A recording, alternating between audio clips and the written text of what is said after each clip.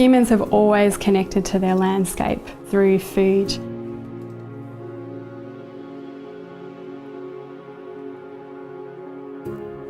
One of the things that's so concerning about the state that we're in at the moment is so many people are losing that connection to the land. So the plummery has been an experiment in how can we regain that connection to food in the city. Is it possible to produce a meaningful amount of produce on a pretty standard-sized urban block? I guess the answer is yes, it is absolutely possible.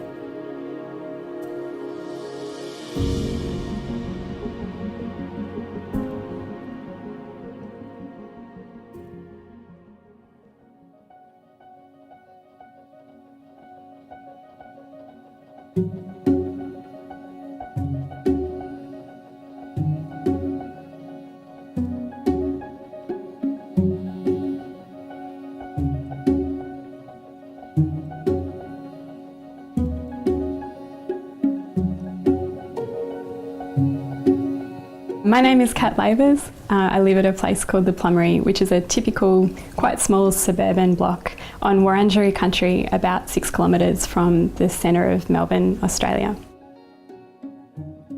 I live here with my partner Danny, and also very regular woofers, people who come and stay with us and learn in exchange for board and food. The block is 280 square metres. Which includes the house and some quite large areas that are not currently producing food. The food producing area is about 100 square metres, so a 10 by 10 metre square. In 2018 we harvested 428 kilos of herbs, vegetables, fruit and eggs from this small space. That amount of production has been enough to supply 2 adults and regular guests with almost all of our fresh produce, not just in summer but in the entire year. I've been on the site for 10 years. When we first arrived it was a very run-down house. The garden was full of ornamental plants, it had lots of lawn. So we had a lot of work to do.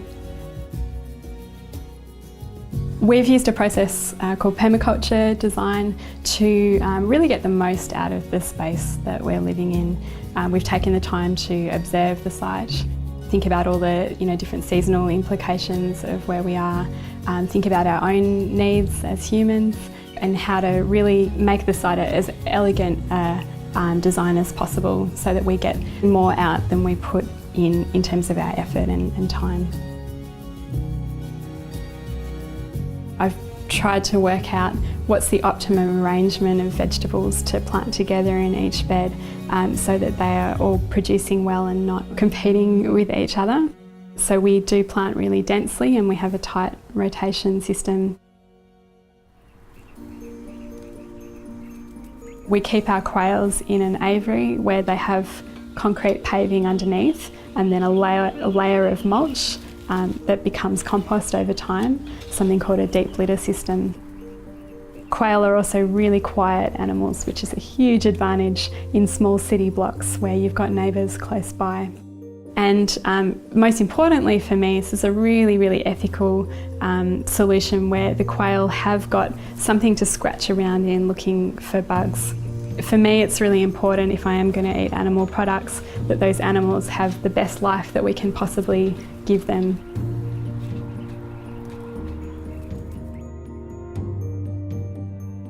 So we're not self-sufficient and we're not really aiming to be self-sufficient here.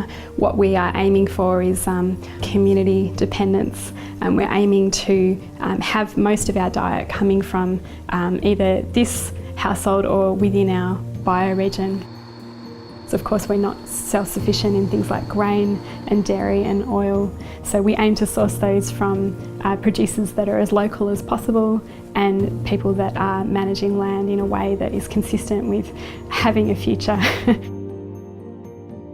My main income comes from working for a local council in Melbourne's West, running a program that teaches people about organic gardening and permaculture.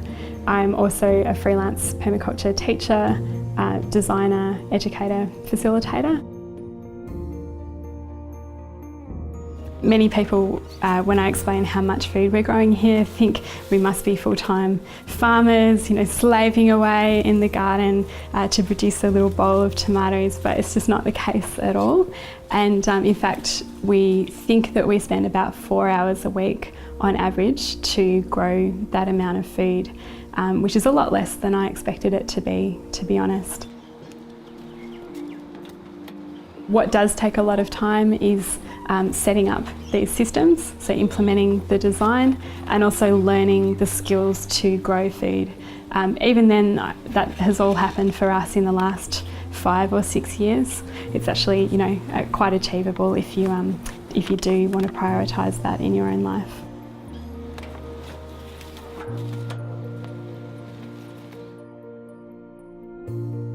So lots of people tell me, oh, this is so exciting, I wish I could do that at home, but I just don't know really where to start. I don't feel like I've got a lot of time. So one of the best things you can do if you're getting started is just start really small. Start with a square metre, observe that, look after it. You'll actually get more produce out of a smaller garden that you're managing and tending well than you will out of a huge garden that runs away and that you can't observe properly. It's really important that we start to build a bit more resilience into our cities. Food is just one of the ways that we can build a level of resilience from those larger systems.